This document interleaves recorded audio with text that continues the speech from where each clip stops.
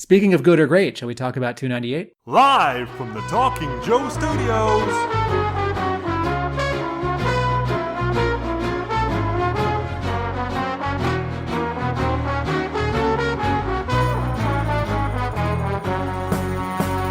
Breaking out of the tank, the Mongol is free. The Mongol of Cobra Island is he. Making good use of the things that he finds. Things like a cloak to cover his behind. Genghis Khan, he can remember the days when he wasn't behind the times. With his map of the world, conquering Asia in the pages of history.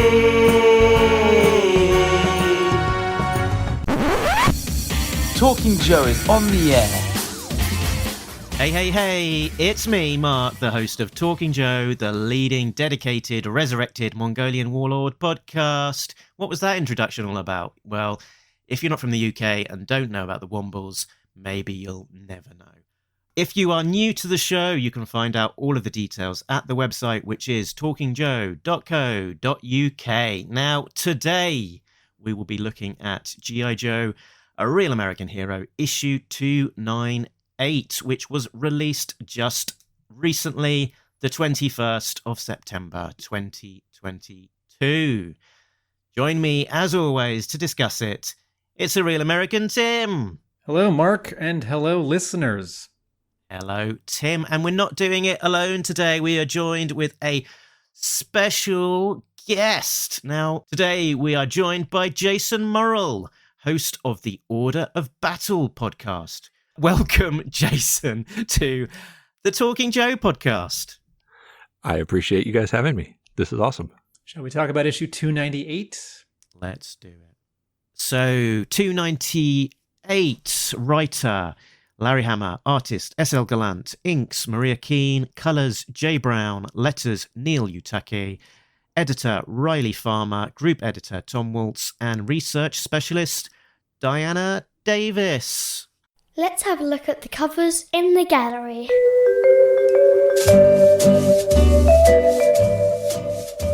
Going on with the covers, Tim?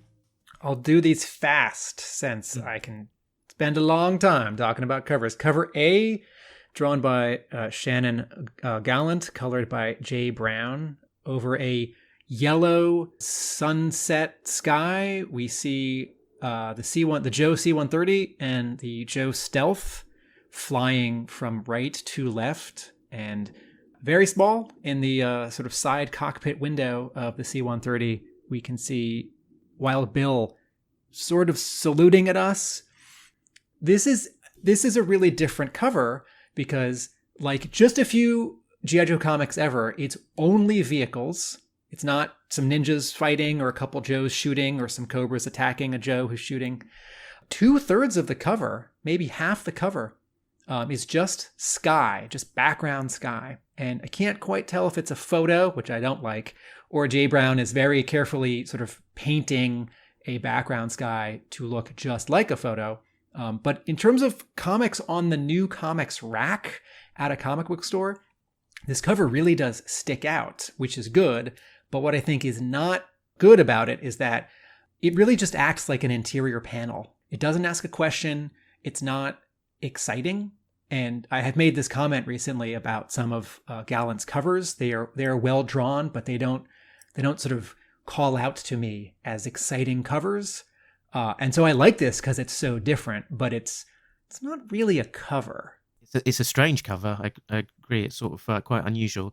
One of the little I spies for this cover is that on the wing you have got the G.I. Joe Retaliation G.I. Joe logo with the sort of eagle face and star, which is you don't get to see a lot of in the comics. Yes, and probably not the first appearance, but certainly one of the only appearances of that logo in this continuity.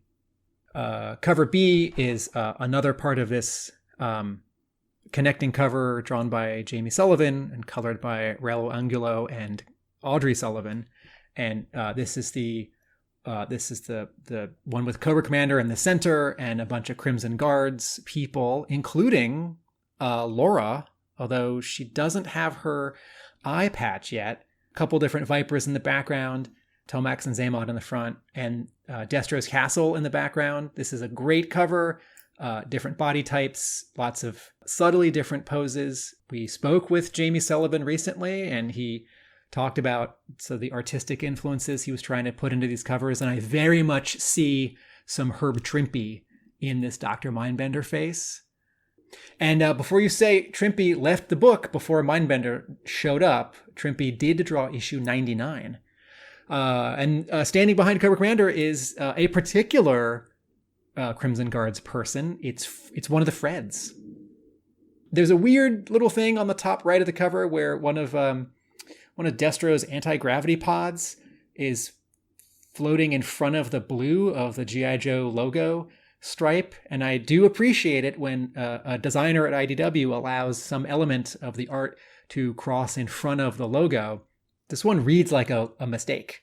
I feel like the lines are too thin, like it's not so far back that it could be in front of the castle, but this small, or it's not so far back that it could be in front of the castle, but be this sort of out of focus, or its lines could be so thin. This feels like a little copy and paste mistake, but maybe that's because this very faint anti-gravity pod is in front of these very thick black outlines of the G.I. Joe. Yeah, it's logo. not on the electronic version that I can see. Aha! Well, I'm holding a comic book in my hands, and if you are watching this on YouTube, then there is definitely a picture of it that I have sent to Mark to put into this. Help me out, guys. Behind Fred, there is a Cobra soldier who's not in blue and has a red logo on his chest. I think that's Interrogator, but I'm looking at a small thumbnail of it because I did not bring that cover with me on my travels. I think that's the Stinger driver. Does the Stinger driver have a red logo on his chest? Yeah. Not a silver. Gray yes. with red. Okay, all right, Stinger driver. Cool. And Jamie pointed this out to us as well. In the top left-hand corner at the top of the turrets is the mass device, partly covered up by the logo. Yes, right next to the H of Hama, you see the giant crystal pointy thing. I also had a sort of fact correction from last month. We said that Big Boa didn't appear when we were talking about the covers.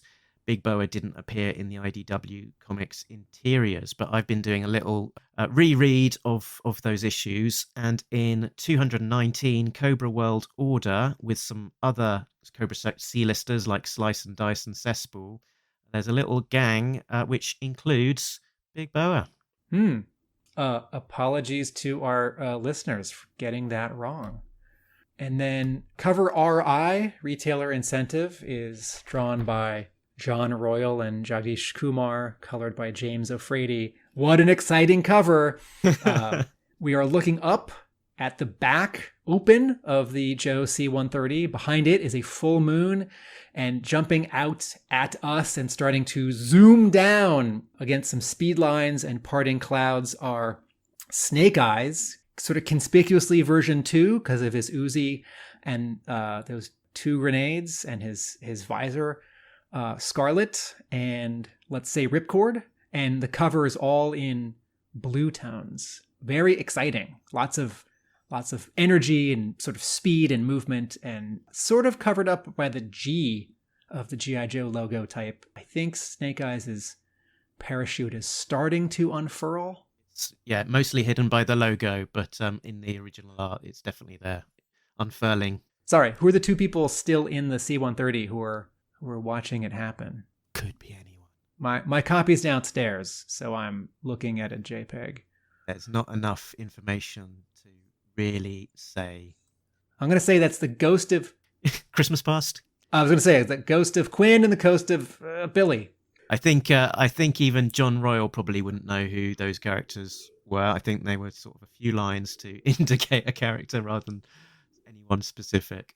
Jason, I'd be curious to know, what's your approach to collecting covers? Do you try and get everything, just one cover? Do you try and select a favorite for your pull list? I leave that up to my local comic shop. I quit being a cover collector years and years ago But depending on who is pulling for my box, sometimes I get a random cover or sometimes I get all of the covers. And I'm kind of good either way. Okay. So this particular issue, I have 2 of the 3 at home. So let's have a look at what actually happens on the inside of the book. And before we do so, let's give ourselves a reminder with a plot breakdown. So for a change of vocal, let's have those dulcet tones of Jason giving us the plot breakdown. In G.I. Joe 298, in Dr. Mindbender's lab on Cobra Island, Sean and Dawn are captured twice, and then Sean is secured in the brainwave scanner. Meanwhile, a Fred series Crimson Guard, who may be Wade Collins, turns up at the docks. The Joe rescue team is in the C-130, and they find they have a stowaway, Storm Shadow. They land the plane on Cobra Island once the Joes, already on the ground, secure the landing field with the help of the stealth fighter. Genghis Khan puts on a Serpentor cosplay outfit and lays the smackdown on Cobra Commander. To be continued. We try and start with the positive. So let's go to Jason first. What did you like? I honestly like Genghis Khan as a whole. It did make me laugh wondering which Alley Viper is running around in his skivvies, or who pulled the trousers off of a dead Alley Viper so that he could wear pants. My favorite panel or my favorite piece, we'll talk about it later because it's at the end. But in general, I like that it feels like they're building 2 Snake Eyes in 2 issues. And everything is sort of servicing that. This issue isn't my favorite out of this story arc. It feels very much like they're wrapping up 297 as they prepare for 299. But it services well, and I think it really shows the competence and the skills of Laura more than pretty much any of the Joes or even Genghis himself. Okay, I was just going to say there's that great little sequence with Laura where there's the whole bit where the Joes have been captured for the first time, and sort of Genghis is on his way out, and Laura can tell that it's going south, and she goes before they even escaped, she's saying Toxo Vipers, Alley Vipers, stand by. So sort of preempting the fact that the 2 Snake Eyes are going to get loose and are going to need to be subdued. She's really been the best character throughout the last several issues. Jason, a moment ago you said it feels like they're preparing for Snake Eyes. Do you think the original Snake Eyes who's dead is coming back for 300? Oh, absolutely. I've thought that the whole time we've been reading 291 through 298. To me, that it screams it. I think 2 things. One, I think he's definitely not. I take Hama at his word when he has said in letters page answers and online interviews or convention appearances, no, he's dead. But I can tell untold tales of him through flashback. And I don't know, did Hama say this, or I think Hama said this. I want to tell that story where Snake Eyes dies because I won't be doing this forever and I don't want someone else to tell that story. And it reminds me a little bit, if I'm remembering that correctly, when Marvel published Origin, the Wolverine miniseries in, I want to say, late 2002. And as justification for revealing Wolverine's backstory, which had never been revealed, and the idea was that we would never know, Editor-in-Chief Joe Quesada, who has some co-plotting credit on that series, said, I want us to tell that story because if we don't, Hollywood will. And then we'll sort of have to use that. And we should be telling it first. And so I feel like with Hama killing off the original Snake Eyes, I think if he was to then bring him back, he undoes the emotional punch that Snake Eyes sacrificed himself for Scarlet and has been gone this whole time. And if he comes back, then Dawn and Sean are much less interesting. And so I can see how, in terms of like moving pieces on the board, it looks like this is where 300 is going. But one, I do take Hama at his word that he's not coming back. And two, I think it's possible that besides this maxim of Hama's that I think Hama is following, I will not bring back the original Snake Eyes, I think a lot of what happens in 300 when Hama's writing 298, he didn't know. So I think there's sort of two reasons why Snake Eyes wouldn't come back. I mean, I agree with all that, but he has told the death of Snake Eyes. And with Serpentor, he's able to wholly recreate Serpentor now as Genghis Khan. He could do a similar thing with Snake Eyes, where we could see Snake Eyes return, but not blonde-haired, blue-eyed, scarred Snake Eyes, but a brand new Snake Eyes. Because right now you have the abilities in Sean and the memories in Dawn, and everything is leading up to them using the brainwave scanner to rectify that. And Mindbender has Snake Eyes on file, and he's been tampering with new DNA. I just feel like we will see a Snake Eyes, but maybe not the Snake Eyes that we got in 1982 or 1985 or issue 26, 27, etc. I think what's more likely is Sean and Dawn are somehow become one person, and one of them sort of physically dies. That redundancy is too strong, but that sort of redundancy of these two characters running around who are kind of halves of a character, that gets sort of cleaned up. Clean up is too harsh, but simplified. Yeah, I don't think it's too harsh. I mean, that is what it is. And it looks like there's a very weird triangle going on where Scarlet feels a bit more intimate with Sean, but then in Sean's letter, he's calling her mom. So it's interesting. And then the very first 2 pages of this issue is her talking about keeping Snake Eyes alive, and the fact that those two are her only links back to her all but husband, Snake Eyes. So I don't know where it's going. That's just how I read it. Now I'm going to be even more critical of what I'm thinking based on everything you just said. So I appreciate that. That's what makes it fun. The signposting is all there. It's just Larry doesn't always necessarily give you what you'd expect to see. So, well, even in his AMA, he said that G.I. Joe is one continuous 40-year-long retcon.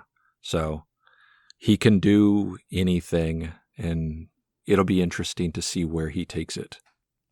I think it would be an interesting way to end 300, but then again, Serpentor's already an interesting way to end 300. Yeah, the question that's more on my mind is Genghis Khan going to survive issue 300? All right, so I'm going to jump back and answer Mark's question, which is sort of your overall reaction, say something positive. On page 5, panel 3, Genghis Khan replies to Dr. Mindbender's request. Great Khan, can you do something about subduing these Joes? Right? And Khan waves him off and walks away and says, I already did that. It is not within my purview to undo the results of incompetent underlings. And Mindbender says, but, and that one panel, the exchange of those 2 panels feels like, in some ways, sort of the least important thing to happen in the issue, and the least exciting thing to happen in the issue that has gunplay and swords and jumping and gas and a plane landing, almost crashing. I'm not sure the release order of our episodes, but right around now, Talking Joe will be releasing our interview with Larry Hama, and he has said this in other interviews, so this is not a revelation, but I do think he explained it particularly clearly that when he writes, it's character first. He's not coming up with a plot like, what if I had a story where a Joe is a double agent? Or, what if I had a story where we see how someone like gets pulled into Cobra? It's like, no. Like, okay, Stalker. Stalker is this guy I know. What's Stalker going to do if he's stuck in line and they can't get the plane to take off? Well, Stalker's going to do this, and that informs the story. So Hama's story, his writing, his storytelling, is character first. And because I don't write like that, it only intellectually makes sense to me. I couldn't do it. I would immediately shift over into plot first. And these 2 panels here, this one panel where Genghis Khan says this to Mindbender is such a great example of that.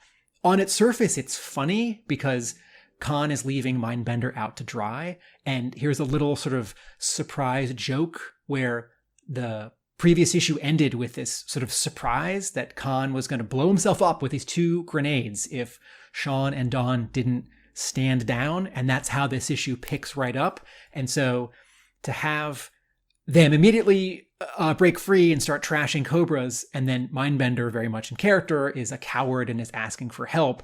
And I feel like if I had written this scene, well, of course Khan is going to sort of push Mindbender aside and like command the Vipers to retake Sean and Dawn now 2-3 pages later, or do it himself because he's so intimidating and powerful. But it is funnier, surprising, much more interesting, but most importantly of all, fully consistent with his character. This person that Hama knows in his mind. What would Genghis Khan, whoever he's basing him off of, like a person he knows, what would Genghis Khan do in this situation? No, Mindbender, I already stopped them. You all stop them again. And he just walks out.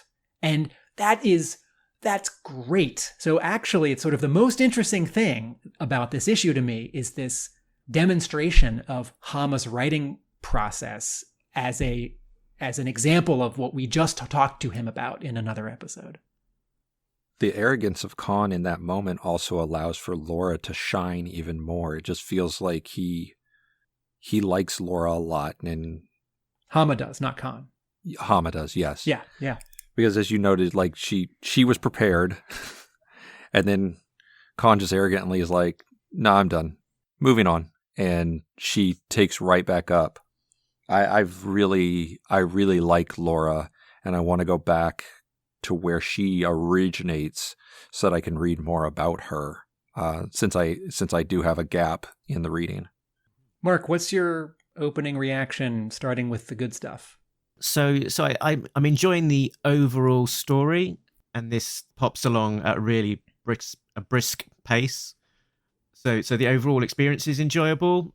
And we'll get onto this, but I was really encouraged when we had a character returning, who I think is Wade Collins, but could possibly not. We'll talk about that in a second, because that was a little plot line that I thought might be forgotten about. So that sort of thing sometimes irritates me when there is a sort of dangling plot thread that is kind of left open and not returned to. So that was satisfying. But more broadly, sort of.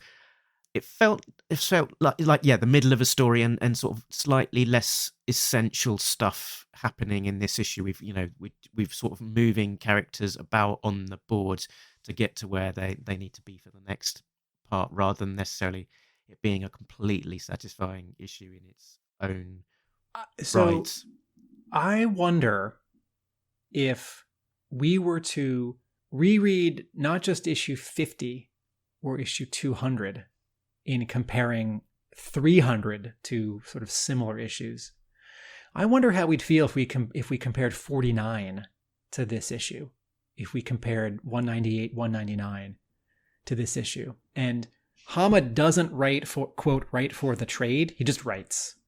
And he is, I think, writing, at this point, certainly 298, he's writing a little differently because he knows he's wrapping things up in 300. But I think, in a collection, or if you read issues, you sitting by yourself with this pile of issues, I think this issue, sort of in context of the issues around it, does move story forward more than just sort of moving pieces around. And also, I really liked that this feels like not a setup for 299 and 300, but I mean, look at the things that this issue accomplishes.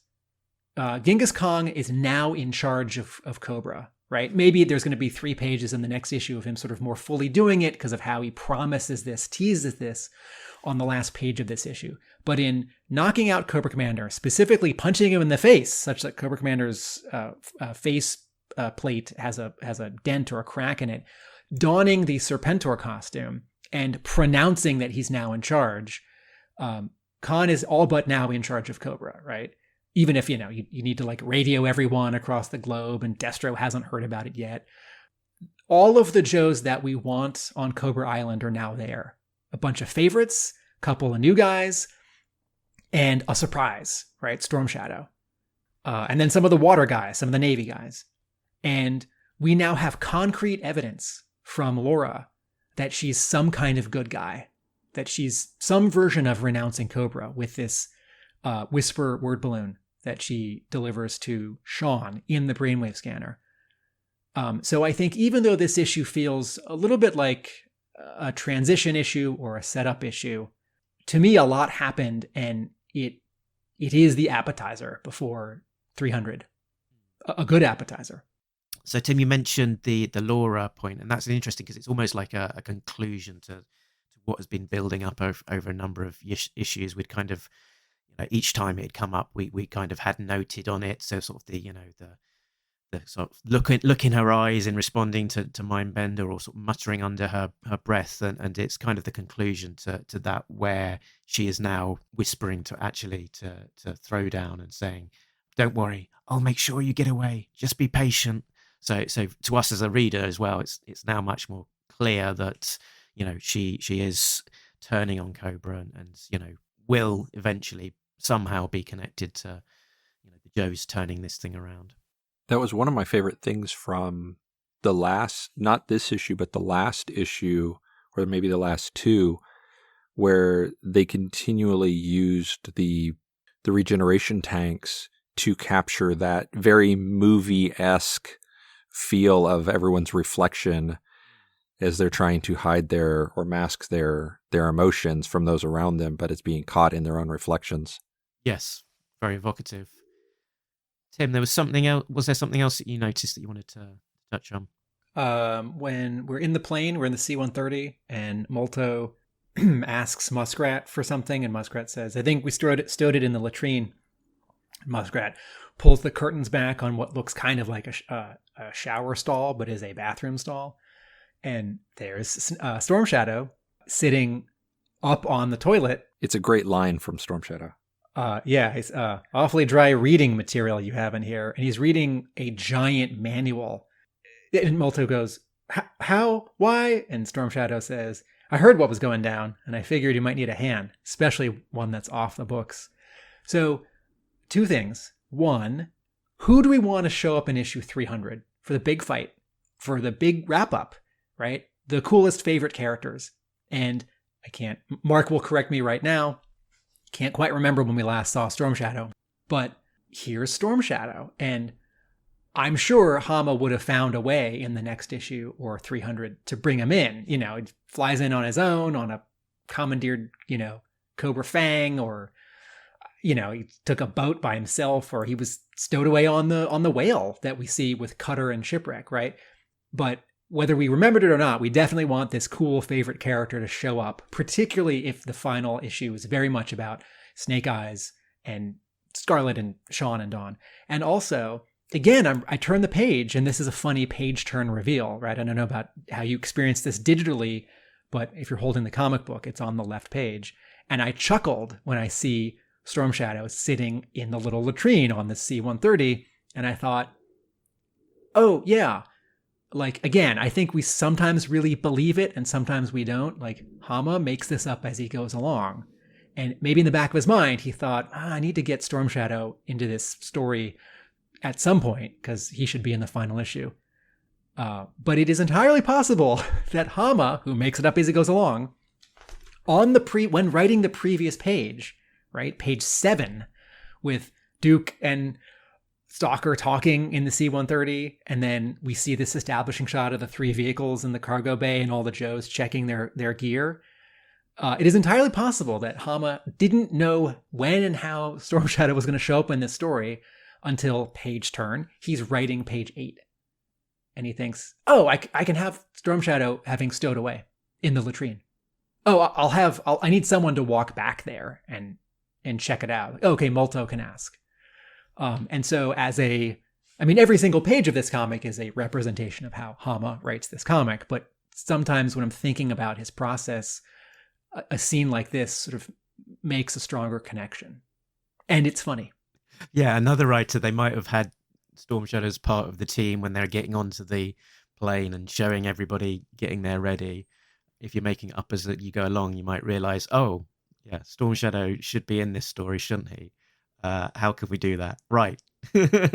And sorry, one more thing that I hope was embedded in what I was saying, but I'll spell it out.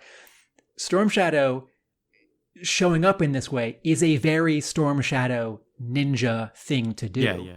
There's nothing wrong with back at base, Duke saying, Molto, long range, Storm Shadow, cover girl, get on the C-130. And Storm Shadow's like, yep, I got to show up for 300. But it is more in character, or it is in character if the sneaky ninja sneaks himself on.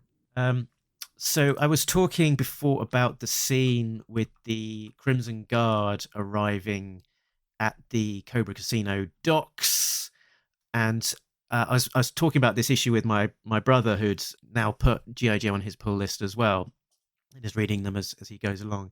And I was going, oh, it's cool that Wade Collins turned up, because there was that a few issues ago, there was that moment where he'd received a letter from Sean and he was a little bit concerned, and the issue concluded with him saying that he needed to go and visit Sean, and we've not seen that for a little while. I wonder if Larry's forgotten about that subplot. And there he is coming down off of the cruise liner onto Cobra Island. And so I was saying to my brother, isn't it cool that he turned up? And he was like, oh, right, that was Wade Collins. I hadn't actually realised. I thought it was just a Crimson Guard. Did you guys sort of come to the same conclusion as me as you were reading it? Absolutely. Yeah. It's possible that it could be a misdirect, and it could be another thread altogether, but I would be surprised if it was. Can you remind us, Mark? When did we last see Wade Collins? How many issues ago? What did he do? Probably around about, was it 290 or so that Sean was writing a letter home. No, it might have been 291 actually. He was writing a letter home, and that he was recounting like a typical scene from life in Fort Wadsworth, and there's a little comedy moment where Mongoose is dropping the lid of the vehicle on his thumb and all of that kind of stuff. And after receiving that letter, Wade decides that he's concerned enough that he needs to pay Sean a visit. I don't remember the exact issue, but it's 191 to 193. It's right there, because it ends with Timber walking up and Wade not sure, like if it was Timber the 3rd or Timber the 16th. I don't remember the number. Do you mean 291 to 293? Yes. Okay. You said 191 and 193. Yes, 291 and 293. I'm an unreliable narrator. I apologize. I loved this scene because they use the panel. He uses the page turn to show the open briefcase with the old CG costume stored in a suitcase. But I couldn't help but laugh noticing that the Vipers doing tourist check-in all have grenades on their chests. So they are armed and ready, Vipers. When you go to the airport, don't TSA... I guess TSA members don't have weapons in America. They just have uniforms. Anyway. I'll lay down a bet they don't have grenades. They don't have grenades. Here's a question for the two of you, since you are remembering Wade Collins' previous appearance better than me. Is the woman behind him with brown hair and a sort of lime green overcoat or shirt, is that someone? Or is that just the next person disembarking?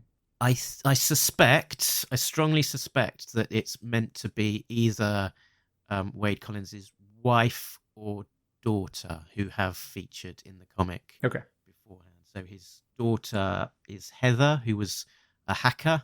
The fact that they sort of conspicuously showing this same character at 3 different points as they're disembarking and waiting behind Wade makes me think that it's probably meant to be somebody, but it's also a chance that it's not. I just took it as a random person because she fades away in the last 3 panels of that page, but I didn't know about Heather. So was Wade was in Snake Hunt, right? Wasn't he? Yes. I feel like there was a scene where, was it at the beginning of Snake Hunt, where Wade says we have to get involved and he's talking to his wife? Maybe I'm just misremembering. I do think that this is someone in particular, and I do think it is Wade's wife or daughter. So if it's Wade's wife, this is Sean's mom, And if it's Wade's daughter, this is Sean's sister, right? Should the facial recognition have picked that up, though? Or is that potentially a miss? I mean, the Viper says all the records were destroyed when Broca Beach got trashed. So I think Hama is giving himself an out for how someone can sneak in or someone else can sneak in. I mean, in the previous issue, Cobra Commander says, "Why are there Joes in my casino floor?" So, Cobra's only doing so good of a job here.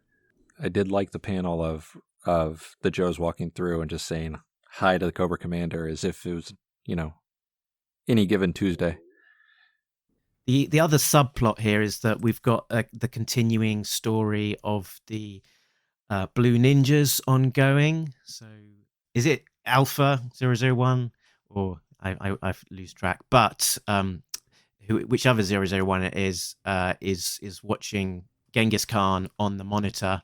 And it seems to be triggering a visual, as you were talking before about facial recognition program flagging somebody. It seems to be flagging for him a photo of Genghis Khan, which is somewhat strange given he died some time before photography was invented. I'm okay with that because there are those, there's those museums where they'll scan a mummy and it's this, this is what this person actually looked like because we've, run this skull of a mummy through our MRI or something. I don't want to labor the point. It's fine. I'll give that a pass. But it's we're sort of touching base with them and he's signaling that he's still a key part of the story. I want that technology.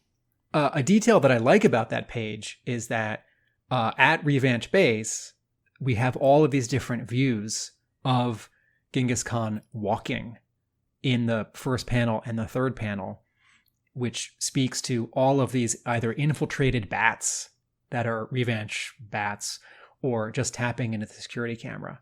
That feels like a thoughtful line included in the plot that Shannon Gallant picks up on. This view's from slightly above, this view's from across the room, this view's also from slightly above, but straight on. And for those of us who are less interested in the Revanche subplot, one page out of this issue feels like a good amount of real estate. And I am interested in what I see as a convergence in 300 of Joe and Cobra and Blue Ninjas on Cobra Island. And I have a guess that when this series continues after 300, I have a guess that the Blue Ninjas are not coming back. I would be happy with that. Reading this whole arc, I kept all of my notes about the Revanche throughout, 291 to current, was that if you just took them out, just excised them from the story, it would take very little tweaking to have the exact same story. Like, they don't feel like they give anything to this storyline whatsoever. Well, until we get to 300, where surely it will converge. And surely. Having a third faction in a Larry Hama story is something that I'm always interested in. Like you think of some Joe and Cobra fight, but there's also the October Guard, or there's also Zartan and the Dreadnoks, or there's also Destro, or there's also artificial intelligence based in New Jersey that has Ninja. So yes, you could probably take these pages out of the last bunch of issues, and the issues themselves would be about the same.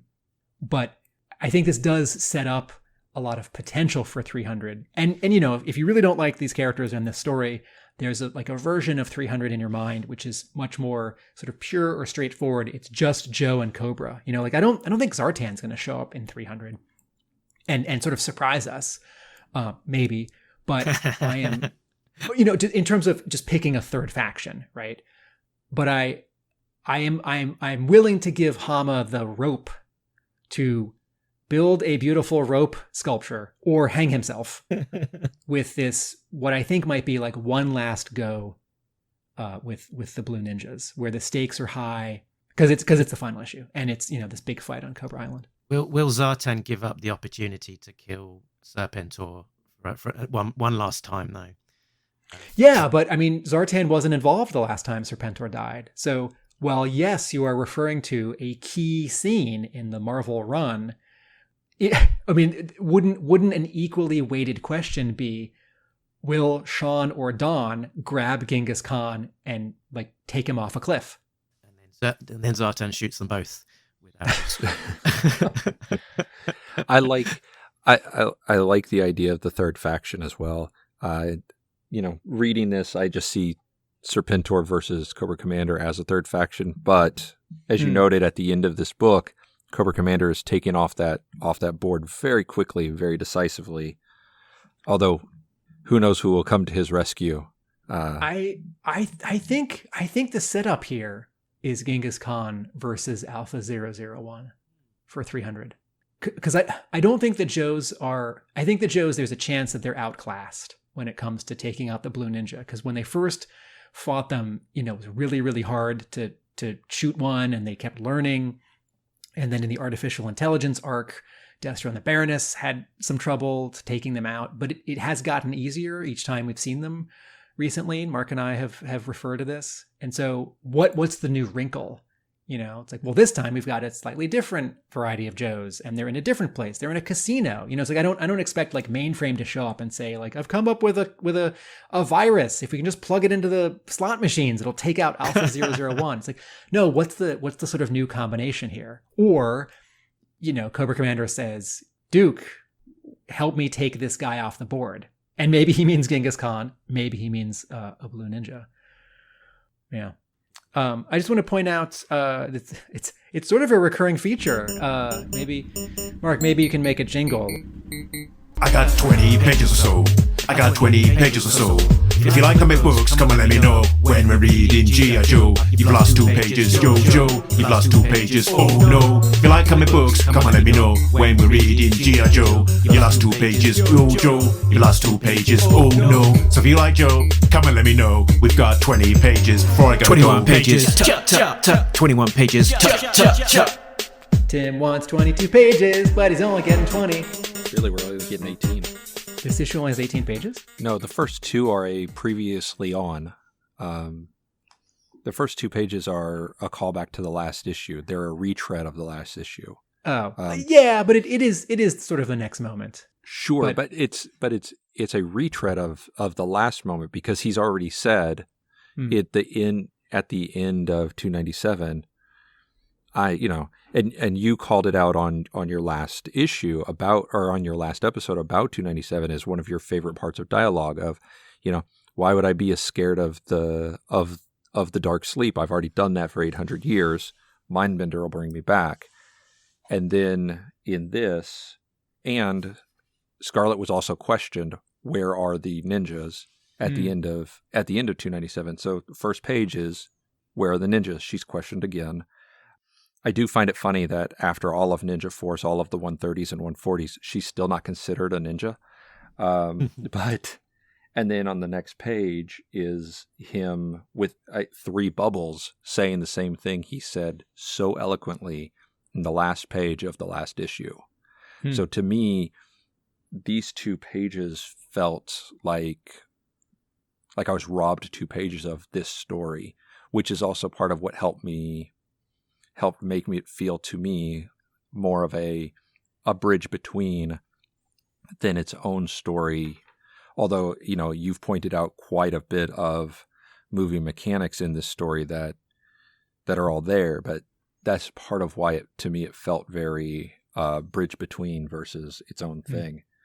One of the things that I absolutely adore in Gallant's artwork throughout this book is how non-superhero and how very human a lot of the movements are, whether it's and completely unnecessary in terms of what you would get in most comics, like just the way Laura, she's not over gesturing, she just has one hand up when she says, Toxo Vipers and Alley Vipers stand by, or Snake Eyes dodging, the Viper who's trying to hit him with the butt of the rifle. Or when the Toxo Vipers are tossing the smoke grenades, it's all very... I like that style of artwork where you're taking it out of the superhero realm and it's very grounded looking, which is part of what I was mentioning earlier about my favorite part of this whole, like my favorite panel in this whole book. And you already mentioned where Cobra Commander's faceplate is broken. His left hand says more to his state of being than the whole page. And I love that detail of glance to capture human fluidity and tell the story through that.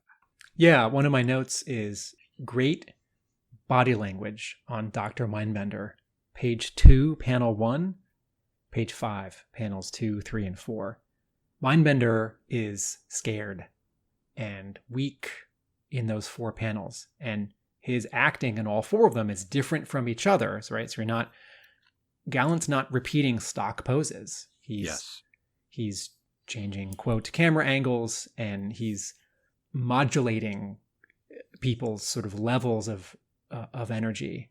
Maybe a lot of X-Men comics or like Superman comics where someone has powers on a much higher scale. Maybe a lot of scenes don't require or suggest sort of, sensitive. I mean, look at everyone look at the first panel of page 3 where Genghis Khan is handing these 2 grenades back, right? Look at the care and sensitivity of all 6 of those hands.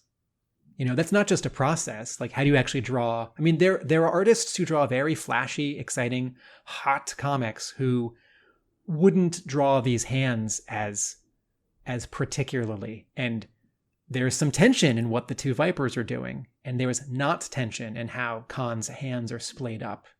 Sort of a lightness to them. He's handed them off, these 2 grenades. Getting back to this jingle that Mark, I hope, was writing in his mind in the last 3 minutes. On page 16, the C-130 lands, and I feel like on the previous page, a lot of attention is paid to how rough and abbreviated and scary and dangerous this landing is going to be of a very big cargo jet with a lot of momentum. And then Gung Ho yells, "Dag, that Wild Bill sure cut it close." And Roadblock just sort of wraps it up. And I feel like we skipped a panel or a page where Roadblock says, "Yeah, but he did it." And I don't really need a couple panels of the plane landing roughly and sort of screeching to a halt. And we cut back to, Muskrat and Molto like bouncing around even more on the inside or, whatever it is. But I do feel like if this was a Marvel issue 15 years ago, where the story went 22 pages, and not an IDW issue now, which runs 20 pages, I do feel like this is a place where the story might have breathed a little bit more. And I feel like the momentum, not just the physical momentum, but the sort of emotional momentum of reading about this plane that seems like it's going to kind of crash, but not really. And I feel like, with a little bit more real estate, Hama might have called for, Gallant might have drawn an angle where we're up in the air 50 feet or 200 feet. We're looking down at this very short runway, which we haven't actually been able to see. We never look down at it. So I don't actually know quite where it is, how long it is. And I get a slightly better sense of how little space the C-130 does have to land and if it's in danger of, running into the brush or a building or something. Yeah, I don't know if that falls into I Spy or not, but the first panel where we cut back to Cutter and Shipwreck, it looks like they landed it on 15 foot of shoreline. When Cutter's looking through his... the POV shot through the binoculars. Yeah. I'm going to count that as the C-130 landed off panel to the left and went sort of straight in profile, taxied and then turned a little bit to the left to show us the rear of the plane as we see it. That whole sequence, I loved what you just talked about with the acting of it's going to be rough, but I also loved, if you look at the last panel with the imp and all the Vipers trying to load up the missiles, and the first panel of the next page where you see the rat-a-tat-tat and the bullets hitting the ground and they're moving out of the way or getting shot out of the way. I love those little bits, kind of as we were already talking about with his character acting. This is his scene acting. I like that better than the action. I actually don't like the action of this sequence two Mambas take off, immediately are gone. And that first panel, it looks like a smoke trail from a missile, but all the Joes are carrying automatic weapons and no one's carrying like an RPG. So I like the roughness and I like the scene acting that Gallant put into those details more than I actually like the action of those scenes. I think I can explain the missile that takes out the asp. Yeah, so we've got the rat-tat-tat-tats, and that's the Marjuice sort of laying down a trail of bullets, and on the right there's a smoke trail and a Badoom, and I believe that is meant to be Gung Ho, who's got a rocket. What's the right term? Over. Yeah, a bloop gun, an under and over. In my mind, that's what that was. We've also got the stealth jet still in the sky, so there's a chance that possibly that's still doing some damage. Yeah, I do think directionally this smoke trail and the Badoom is coming from inland and not from out to sea where the two planes are coming from. But yes, the stealth could go faster than the C-130 and maybe it swooped around. There's the no prize. Yes. The no prize, Jason, is that Ghost Rider flew his flaming motorcycle around into the interior of the island and came back over the Joes like Scarlet and took out the asp from behind it. Even without that no prize, the Gung Ho rocket correct makes sense, right? Yeah. I do find the imp to be an interesting choice here because the imps, I don't know if you guys have an imp in your toy collection, but all of the yellow in the middle of those missiles are mines. So the imp is meant to fire this missile and it drops all the mines. Carpet bombing, right? And instead they're using it to fire at a C-130. So I find that interesting. I find it neat because you don't see the imp very often. Nobody beats G.I. Joe. It's the Cobra Imp. Cobra Imp's a tower of rocket power. Rockets separate to lay down anti-vehicle mines. That's why the Imp's so important to Cobra. And nobody beats G.I. Joe, the real American hero. Swamp Masher, Cobra Imp, and figures sold separately. Joe! But those missiles have a specific use that is not happening here. That could just be me nitpicking, and I'm not. No. I thought the same thing, and I feel like what the scene wants... I love seeing the imps. I think what the scene wants, rather than the imps, is a couple Cobra adders, if it's going to be a later vehicle that shoots things. Yes. So we're getting into I Spy territory here.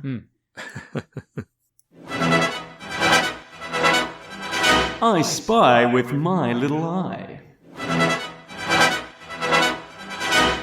And the Cobra Imp was one of my specific I Spies. And one of my even more specific I Spies was in the dialogue. They say, roll out the AAA converted Imp. So AAA meaning anti-aircraft artillery. And it has to be converted because the original missiles dispersed those 24 landmines. So Hama took care of this. Took care of it, yeah. It's done. There you go. So the landmines are either something different or they're not armed. I have a laterally related I Spy, which is in these two panels we're referring to, page 15, panel 4, and page 16, panel 1. There's this small, tracked, blue Cobra construction vehicle, which has a crane, and it is being used to lift up and mount missiles on the imps.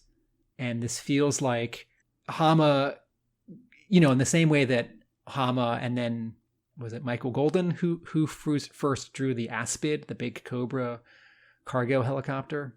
Does that first appear in your book too? Anyway, I'm sure someone will let me know. Yeah, it does, yeah. But, as much as I only want the vehicles that were made into toys to make appearances, and I don't want some generic army Jeep, it's like, no, use a Vamp, right? This is a fun little bit because that is the kind of thing that would be somewhere on Cobra Island, and maybe it would be back in, the garage or the motor pool. But, this will, some people are going to turn this into a custom for dioramas at conventions, and it's a fun, just little extra bit of business. I had another I Spy. So in the same sequence, we see the Worms as the pilots or the gunners of the imps, and also in the asps. So we don't get to see these characters very often. So it's nice to see them crop up, and I guess related to their specialities. Yes, and if I can add a detail that I think you're implying, the asp and the imps did not come with drivers. And so if you're going to put someone in them, it could be just sort of any Cobra Viper. But yes, here's a Cobra Viper who would have some of that training.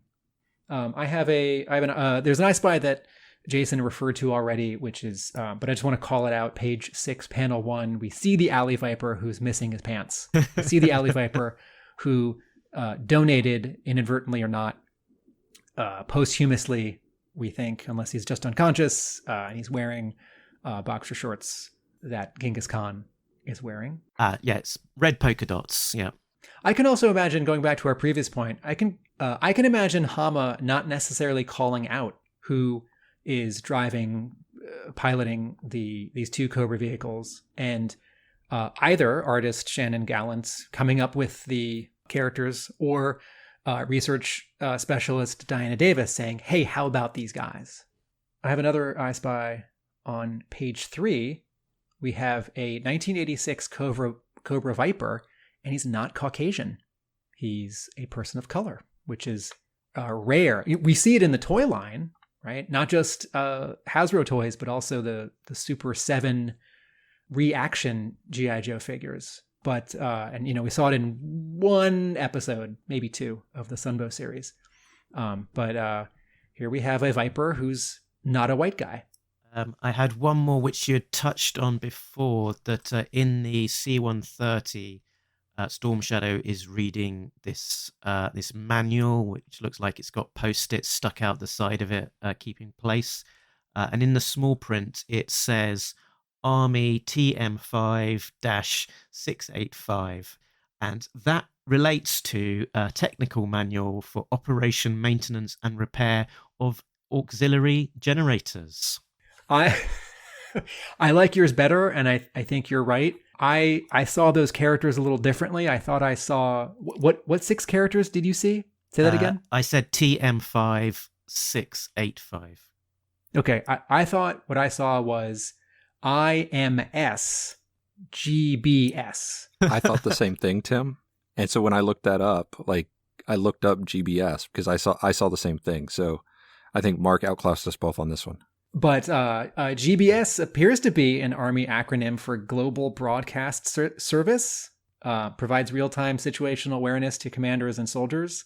Although I don't know if Mark might be right. That the GBS might not be a thing that gets a giant instruction manual like this. It might be not a piece of equipment, but anyway. And then it could be either, because IMS is for Integrated Management System, so it still works, but I like Mark's better.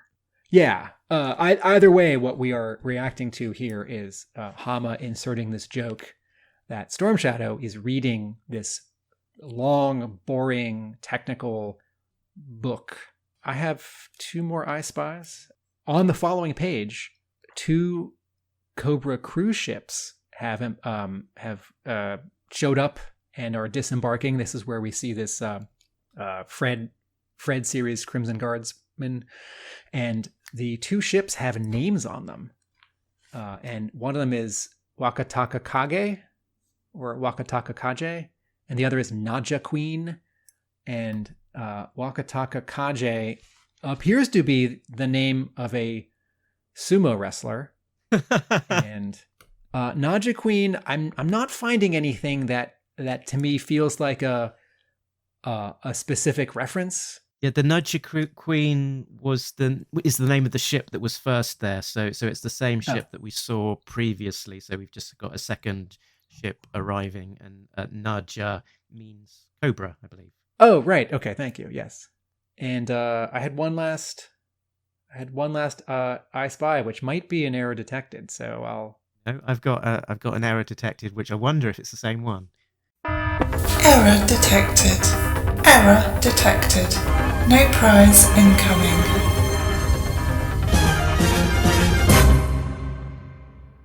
You go. So last issue, Tim, we talked about an error detected and that was that the vehicles in the C-130 had changed since we saw them rolling onto a transport plane. And that was that originally a VAMP version 1 was rolling on, and then in flight it changed to a version 2 with the missiles, and so now it's a Tiger Sting. They've once again changed their mind. It's back to a V1. So they decided that maybe they had, what with it being the Wolverine and stuff, maybe they've got too many missiles, and they don't need to have that. So they've switched out the missile emplacement for a gun emplacement.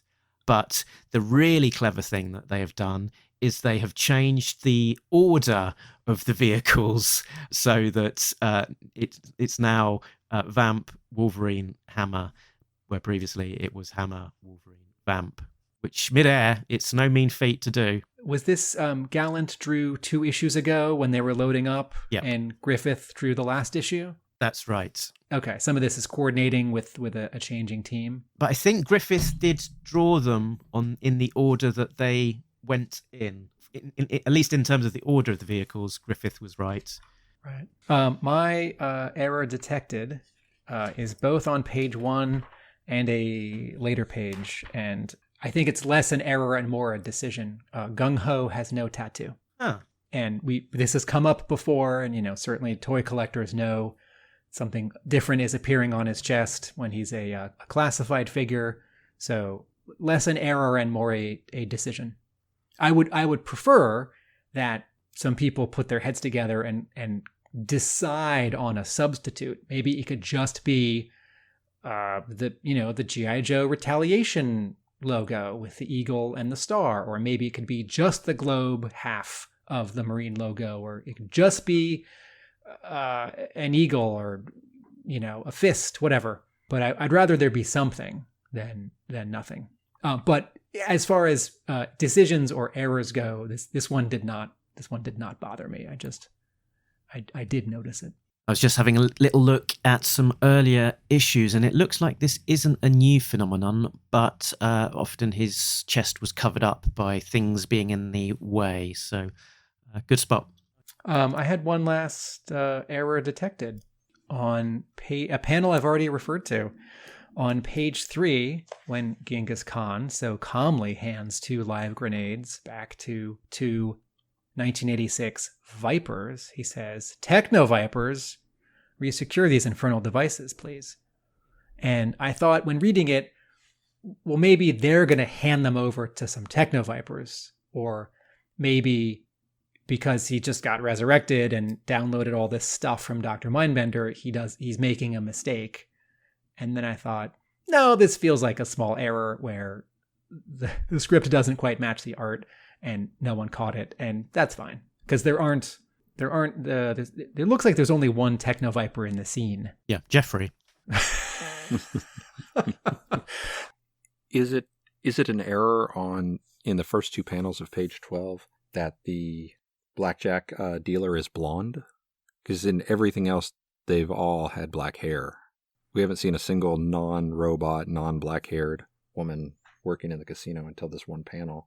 I also find it weird that she's asking Cobra Commander if he wants, a hit when he's not playing and he's the boss. But just the blonde hair threw me off. I think when Gallant and Keen draw these women who have dark hair, don't they tend to ink it sort of all the way black? I think by leaving it open, that is telling Jay Brown, the colorist, and us that this is a different person who does not have black hair. So I think that's a decision. It feels like a decision because the face is also different. It doesn't have more of that hard angular face to her. She's a little more full-faced, but it's the only non-black-haired casino worker that we've seen in these last 7 issues. I was going to say, ostensibly, they're meant to pass as human, so you would want there to be a variety of different types, so that people don't think that they are just robots or clones. There used to be a pudding that was over-egged. You know the pudding. You know the pudding. At first it was British, but then it was Commonwealth. You know the pudding. You know the pudding. But now there's a new player in town, a comic book writer of some renown. He's using real world examples and peppering the issues with lots of samples. It's a Larry Hammer colloquialism. He's talking G.I. Joe and all its heroism. Can you guess what it is? Is it something new? Now listen as Larry drops a slice of real life on you. I had a colloquialism, two in fact. I had one which was Wild Bill talking about maneuvering the plane through the missiles. He says, we're about to execute a combined tactical landing with extreme jinking and weaving. And jinking is a great little term. I don't hear it very often, not nearly enough.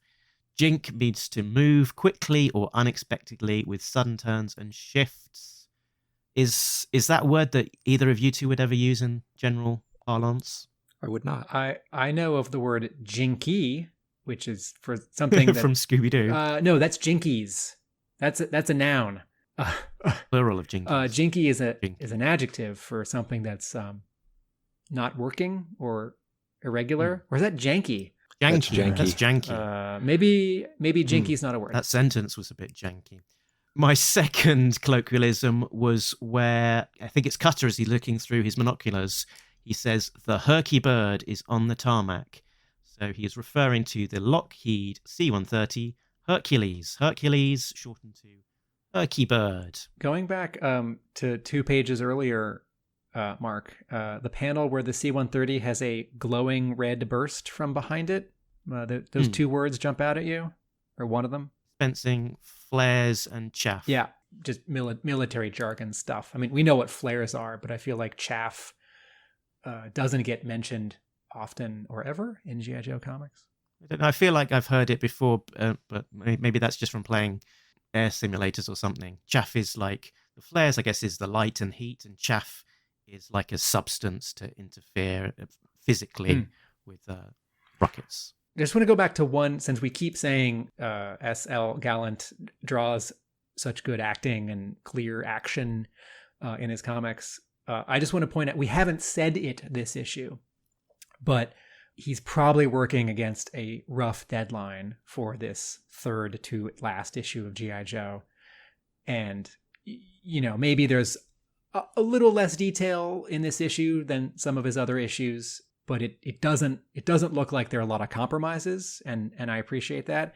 And on that same page where the C-130 is launching flares as well as chaff, on the lowest panel, where we see a little bit of the ASP and this construction vehicle and then the imp, I just want to point out the ASP is really hard to draw because it's I mean, all G.I. Joe vehicles are, but the ASP is, it's some weird overlapping shapes. It's sort of like a car, sort of like a tank, a Jeep. And Gallant smartly crops out 2/3 of it. And yet there's enough of it there that we know what it is, even if it's not identified. And that's a smart decision. You know, like an artist who can draw fast is valuable. An artist who can draw well is valuable. An artist who can turn in a really good comic on a rough deadline, even if they see a bunch of compromises, well, you know, this panel didn't have as much detail, or, you know, I had to put some characters or backgrounds in silhouette, or drop them out. You know, it reminds me of that panel in issue 21 that Larry Hama will point to when he's referring to the storytelling in issue 21. It's the panel where Destro is leading a bunch of Cobra soldiers up the stairs, and Hama will say, there are very few full-figured characters in this panel. It's a lot of just heads, and that's on purpose because it was much faster and easier to draw. Yeah, I mean, he's still drawing 1, 2, 3, 4, 5, 6, 7, 8, 9 different characters in that one panel, so it's not like he's skimping too much. Right. But it makes for an interesting composition to crop out some of the ASP, and I feel like whether he's doing it consciously or not, it is a smart decision to crop out some of that ASP and time saver. And you know, an artist like him who's on a deadline, who's drawing this book a lot, I think there are dozens of that kind of decision happening throughout every issue, and we sort of don't even notice it. Yeah. I didn't call it out, but definitely this issue feels a lot looser. One last I Spy on the next page in the C-130 after it has landed and the Joes are waving at it. Wild Bill's window, his cockpit window, must be able to open all the way because he's waving out of it. I did Google that. Can cockpit windows open during flight? Because it struck me as a bit weird. And generally, when the aircraft is not pressurized, so when it's either on the ground or if depressurized during a flight, then pilots can open them. Here's another, man, if we'd had 2 more pages, I feel like Wild Bill, for the benefit of us readers, would have said to Duke, there would have been 3 panels where Wild Bill says, Duke, I'm going to signal to the Joes on the ground what a great job they did by taking out that asp from behind. Let me show you how I unlock and unbolt this cockpit window, and it swings to the inside so that I can reach out to wave to them. Duke would say something like, that's great, Wild Bill. And then you and I and a guest would talk about it on an episode. If only we'd had 2 more pages. Did we have a favorite line of dialogue? Quote of the week, quote of the week, quote of the week, quote of the week, quote of the week, quote of the week, quote of the week. For me, it was Serpentor. He's broken the glass on the old Serpentor uniform, which I found hilarious that Cobra Commander would put one of his enemies' uniforms on display in his casino, or that he would even allow Mindbender anywhere near a laboratory without one of those like Running Man explosive necklaces around his neck. But anyway, so he's broken that, he's pulled the helmet out, and he's already ignored Commander all the way through the casino. Commander has yelled one more time at him, and he just says, "Your sniveling voice is beginning to annoy me." And I love that line. It's arrogant, it's superior. It is then, the next time you see them, he is dragging Cobra Commander behind him. And that is for me my favorite line of the book. I like the reaction that Serpentor has when he sees the armor. Ayah, A-Y-A-A-A. Sorry, going back to this, Jason pointing out the Serpentor costume earlier. Mark, you called it a cosplay costume. Mark, do you think that it is like a sort of an amateurish replica? Do you think it is a replica? Do you think it is the Serpentor uniform? I think it's, if not the original, I think it's a professionally made uniform. It was a tongue-in-cheek description of the because I always go back to that Serpentor corpse with ice cubes in, I think it's issue 90, that Serpentor was sort of put on ice or buried or stored in his costume, and then I can't remember. Doesn't he come out of the tank naked in like 211 or? Yep. So presumably that's a new one made to look like the old one. If you think of restaurants like Planet Hollywood, novelty restaurant chains like Planet Hollywood, it is, I think, supposed to be the actual movie props that are on display. And so I can imagine in this Cobra Casino, it's the actual. Well, I'm thinking about this too hard, right? It is a sort of smart and convenient prop right there, so that we can get Genghis Khan into the uniform we want to see him in. And if it wasn't here, then, Dr. Bindbender would have said something like, "Oh, it's in the lab. I'm ready. It's ready when you want to put it on." Sorry, Mark, what's your line? I didn't have a separate line beyond anything we've already spoken about. Genghis Khan has given himself a new name, Serpentor Khan. And I anticipate action figure customs, where it is a familiar Serpentor from the neck down and a customized Serpentor head with particular hair. I think we're probably pretty much done with this one. I think it just remains to give it a Yo Joe score. Yo Joe Cola, not grape soda. It's Yo Joeage time. Jason, as our guest, why don't you go first? We don't have any sort of benchmark against how you would normally score things, so have a way. I'm awful at scoring things. 11-teen, 12-teen. 11-teen, yes. For me, it's a good middle of the road. You know, as we've pointed out, all the set pieces that got moved around for the final part of this chess game, but also it's just a bridge between parts of stories. So I don't know, it's middle of the road for me, but I do enjoy it, and I am looking forward to the next 2 issues. I think Jason just pretty much said everything that I would say. So something like a 6. I give this a 6, but not a bad 6, a good 6. One of those good 6s, not the rubbish 6s. Sometimes I give something a 6 because I can't give it a 7. And anyway, I don't know that I can explain this anymore. It's a 6. I think, you know, sort of as we're wrapping up, one of the things that I've really enjoyed about Talking Joes is that as I haven't been reading the comics in the last 60 or so issues, you guys do such an incredible job of tearing it apart all the way to soup to nuts, the good, the bad, the ugly, the beautiful, that I'm able to keep up even though I'm not reading. And I do appreciate that about what you guys are doing. Thanks. And it would only take you 15 minutes to read each issue. I was going to say, you know, listening to the podcast does take more time. Yes. What a gift of your time. I'm clearly not good at time management. We know that I'm not good at time management because I started a podcast. It's Tom Waltz and Riley Farmer. You got 2 chances left for a letters page. I'm sure your readers would appreciate it. Okay, so I think that is pretty much us done. We will continue our coverage of the ARAH issues as they come out with issue 299, All in Part 4, which is due out on the 19th of October as the countdown to issue 300 continues. We also have a big interview with Larry Hama, which has either just come out or will come out next week, depending on how I edit these things together. So that's very exciting as well. If you've not listened to that, please do check it out. So, Jason, as a reminder, where can people find you? It's spotty, but I am active on Facebook in, the larger Joe groups. But every other week we're doing Order of Battle podcast.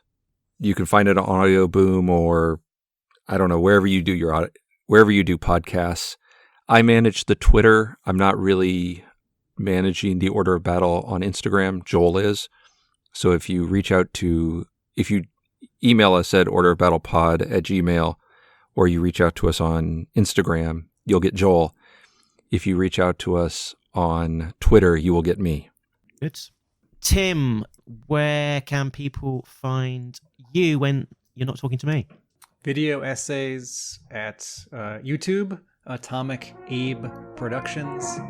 I write about G.I. Joe at my blog, realamericanbook.com, and my brick and mortar comic book store in Somerville, Massachusetts is Hub Comics.